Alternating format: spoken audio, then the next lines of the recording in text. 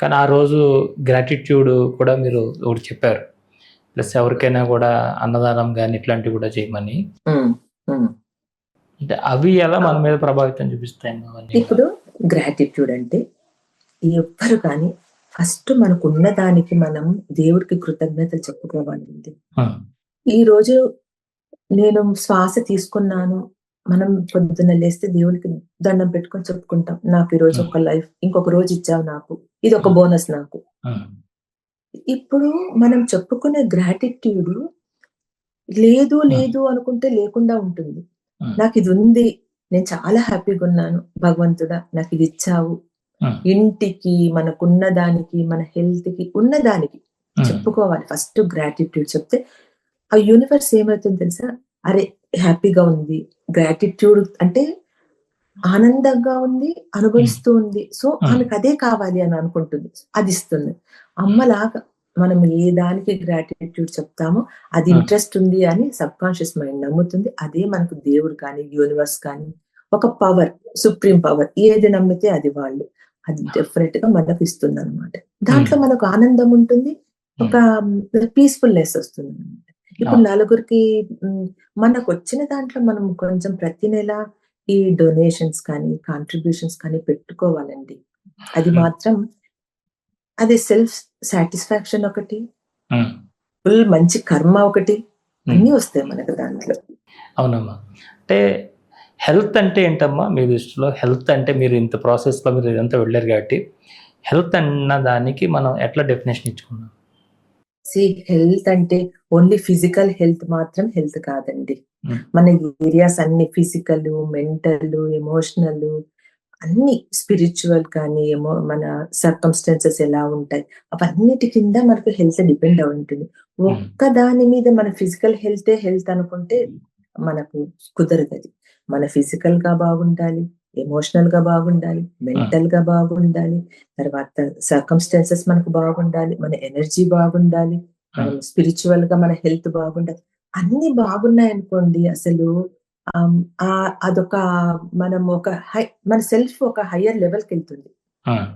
అన్నిట్లో మంచిగా చూసుకున్నామంటే. దానికోసం మనము ఫిజికల్ హెల్త్‌కి ఏం చేయాలి? ఎమోషనల్ హెల్త్‌కి ఏం చేయాలి? ఇలా అన్నిటిని చేసుకుంటూ పోయినామంటే డెఫినిట్‌గా అది ఏది ఇంపాసిబుల్ కాదు.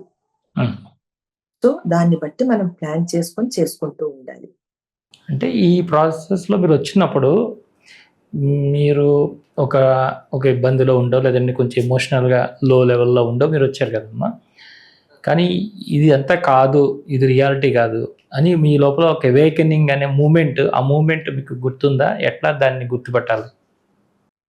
అంటే నాకు సీ నేను ఒట్టిగా నెగెటివ్ సైడే చూడగలిగాను. అంటే ఆయన లేరు.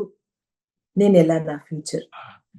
అంటే ఎంతమంది మన చుట్టూ ఉన్నా ఆ మైండ్ ఉంది చూసారా? అదక్కడ స్టక్ అయిపోయింది నాకు. ఆ స్టక్ అవ్వడంతో ఈ మొదలైనది నా ఈ ప్రయాణం ఇది కాదు. నేను ఆనందంగా ఉన్న రోజుల్ని గుర్తు చేసుకోవాలి ఫస్ట్. నేను అవి మర్చిపోయా. అవి మర్చిపోయి నేను నెగెటివ్ దాంట్లో కంప్లీట్‌గా ఎళ్ళిపోయిన దాని వల్ల నేను సఫర్ అయ్యా. ఇది కాదు. నా ఫ్యామిలీ, నేను, ఆయన ఎలా ఉన్నాము. ఆ మొమెంట్స్, ఆ పాజిటివిటీని పెంచుకోవడానికి నేను ఫస్ట్ అవి తీసుకున్నా. నేను ఆయనున్నప్పుడు ఎలా ఉన్నాము. ఓకే. ఇదా నాకు జరగాల్సింది జరిగింది. నా కర్మ వాటెవర్ అదయిపోయింది. నేను ఆ పాజిటివిటీని తీసుకోవడం మొదలుపెట్టిన తర్వాత నా నెగెటివ్ థాట్స్ మారిపోయినాయండి. నాకు ముందంతా ఇప్పుడు ఏంటి అని వదిలేసి పాస్ట్‌లో ఉన్నాను. లేకపోతే ఫ్యూచర్‌లో ఉన్నాను. పాస్ట్ ఇలా అయిపోయింది. ఫ్యూచర్ ఎలా ఉంటుందో. ఆ లైఫ్‌లో నేను మధ్యలో ప్రెజెంట్‌ని నేను మర్చిపోయా. అది ఎప్పుడు మర్చిపోకూడదు. ప్రెజెంట్‌ని మనం గ్రౌండెడ్‌గా అనుభవిస్తేనే మనకు భయాలుండవు ఫ్యూచర్ గురించి. పాస్ట్ బాధలు ఉండవు. సో, మన ప్రెజెంట్‌లోనే మనం బతకాలి. అది బతికినప్పుడే మనం హ్యాపీగా ఉంటామనమాట. మీ దగ్గరికి వచ్చిన వాళ్ళల్లో చాలామంది వాళ్ళ యొక్క ప్రాబ్లమ్స్ కానీ కూడా చెప్పుంటారు కదా! అట్లా ఏదన్నా మా కోసం ఏదైనా ఒక 2, 3 టెస్టిమోనియల్స్ చెప్పగలుగుతారా? అంటే దాని నుంచి ఎట్లా బయటపడ్డారు వాళ్ళు? ఏ సంస్థ వచ్చారని ఏమన్నా? మోస్ట్ ఆఫ్ ద లేడీస్ అండి. నేను చాలా మటుకు లేడీస్‌కే తీసుకుంటున్నానిప్పుడు. మిడిల్ ఏజ్డ్ వాళ్ళు. 35 నుంచి 45 ఇయర్స్, 50 ఇయర్స్ లోపల ఉన్నవాళ్ళు. 40-50 అనుకోండి. వాళ్ళకు ప్రాబ్లమ్స్ అంతా రిలేషన్షిప్ ప్రాబ్లమ్స్, ఫైనాన్షియల్ ప్రాబ్లమ్స్ కన్నా ఈ రిలేషన్షిప్ ప్రాబ్లమ్స్ ఎక్కువ ఉన్నాయండి. అక్కడ స్టక్ అయిపోతున్నారు. అక్కడ దాని వల్ల బయటికి రాలేకుండా ఒకటి రిలేషన్షిప్ ప్రాబ్లమ్స్ ఉన్నప్పుడు, ఆ బ్లాక్స్ ఉన్నప్పుడు, ముందు మన లైఫ్ లో ముందు ఉన్నప్పుడు చిన్నప్పటి నుంచి ఉన్న అవి ఇప్పుడు అవే ప్రాబ్లమ్స్ లాగా రావు.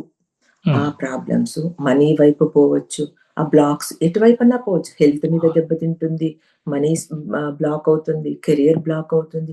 ఒక్క రిలేషన్షిప్ కే ప్రాబ్లం కాదు, ఇది ఎటు తిరిగి అన్నిటి మీద ప్రభావం చూపిస్తుంది. మనం ఫస్ట్ దాన్ని హీల్ చేసుకోవాలి. నాకు వచ్చినవంతా చాలా మటుకు రిలేషన్షిప్ ప్రాబ్లమ్స్, హెల్త్ ప్రాబ్లమ్స్ అండి. దాని నుంచే లేడీస్ బాగా బయటపడుతున్నారు. దానివల్ల ఏంటంటే ఇల్లు బాగుపడుతుంది, ఇంట్లో వాళ్ళు హ్యాపీగా ఉంటారు, వాళ్ళు చుట్టూ ఉన్న సొసైటీ మారుతుంది. ఫస్ట్ వాళ్ళు మారుతారు. వాళ్ళు మారారనుకోండి, ఇల్లంతా మారుతుంది. సో నాకు వచ్చినవి చాలా మట్టుకు రిలేషన్షిప్ అండ్ హెల్త్. అంటే అమ్మ, ఇప్పుడు మీరు సార్ని సోల్ లెవెల్లో ఈ ప్రక్రియలోకి వచ్చిన తర్వాత కనెక్ట్ అవ్వగలిగారా? డెఫినెట్ గా అండి, డెఫినెట్ గా. నాకు ముందు కూడా కొన్ని ఆయన సడన్ గా పోవడం వల్ల తెలియని విషయాలు చాలా ఉంటాయి. మనము ఎంత కనెక్ట్ అవుతామంటే ఆ సోల్ తో, మనకు ఇమీడియట్ గా ఇది చెయ్యాలి అని తెలిసిపోతుంది. ఇది చేస్తే మంచిగా అవుతుంది. అది ఫస్ట్ నుంచి ఉంది. ఆయన పోయిన ఫ్రమ్ ద డే 1 నుంచి నేను అది ఫీల్ అవుతున్నాను. మేబీ అది అటాచ్మెంట్ అనివ్వండి, లేకపోతే నా సోల్ లో కనెక్షన్ అననివ్వండి, వాట్ ఎవర్ ఇట్ ఈస్, ఆయన గైడెన్స్ లోనే చేశాను నేను ఏం చేసినా కూడా.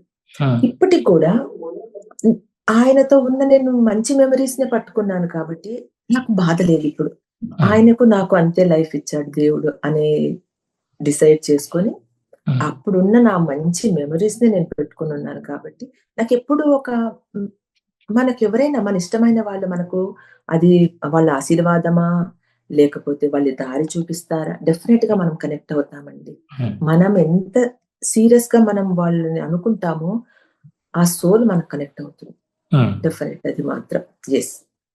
ఇప్పుడు మీరు ఏదైనా కూడా చాలా వరకు కూడా ప్రాక్టికల్ గా మీరు ఆలోచించి ముందుకు వెళ్తున్నారు అన్ని విషయాల్లో కూడాను. కానీ దీన్ని బిహైండ్ ఒక గాడెస్, ఒక సుప్రీం ఎనర్జీ ఒకటి ఉన్నది అనే దాని మీద మీరు ఎంతవరకు దాన్ని బిలీవ్ చేస్తారు? ఎట్లా దాన్ని ఐడెంటిఫై చేస్తారు? దాని గురించి మీరు ఎలా డెఫినెట్ చేస్తారు? మనము దేవుడైనా, యూనివర్స్ అనుకున్నా, ఒక సుప్రీం పవర్ అనుకున్నా, అది మాత్రం ఉందండి. మనం పొద్దున్న లేసి సూర్యుడిని చంద్రుడిని నైట్ చూస్తున్నాము అంటే అది ఒక పవరే. ఇప్పుడు మనం వాళ్ళకు దండం పెడితే, సూర్యుడికి చంద్రుడికి వాళ్ళని మొక్కుకొని, మన అమ్మా నాన్నలు మెయిన్ వాళ్ళే మనకు కనిపించే దేవుళ్ళు. వాళ్ళ దగ్గర నుంచి మనం మొదలవుతుంది మన వైబ్రేషన్. ఇంకంతకు మించి ఇంకా ఏం లేదు. మనం ఏదో ఈ దేవుడినే నమ్మాలి వీళ్ళని అని కాదు. మనకు ఒక ధైర్యం, వాళ్ళొక ధైర్యం. మనం ఎప్పుడు మనకి ఎక్కువ ధైర్యం వస్తుంది, మనం మంచి పనులు చేస్తున్నప్పుడు మనకి ఇంకా ధైర్యం వస్తుంది, మంచి ఆలోచన వచ్చినప్పుడు ఇంకా ధైర్యం వస్తుంది. సో కనిపించే వాళ్ళని మనుషులని మనం రెస్పెక్ట్ చేస్తూ వాళ్ళని నమ్మి మంచి పనులు చేసుకుంటూ ఉంటే అది మనకు ఒక దారి చూపిస్తుందండి. దేవుడు అంటారా, డెఫినెట్ గా వాళ్ళు లేనిది మనం లేము. సో ఇదంతా ఒక సుప్రీం పవర్ అయితే ఉంది. అది మనం నమ్మి తీరాల్సింది, ఎంతటి వాళ్ళైనా కూడా. అవునమ్మా.